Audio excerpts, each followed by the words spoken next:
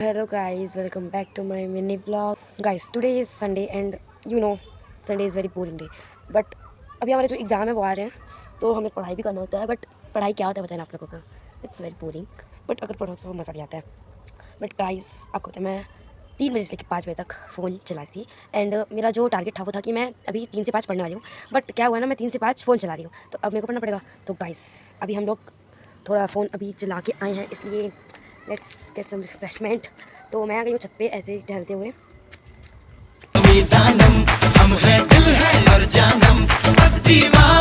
Guys जब मैं अपने कमरे के अंदर आई तो देखिए कितना ज़्यादा गंदा है. मेरे भाई को फ़ोन कर दिया.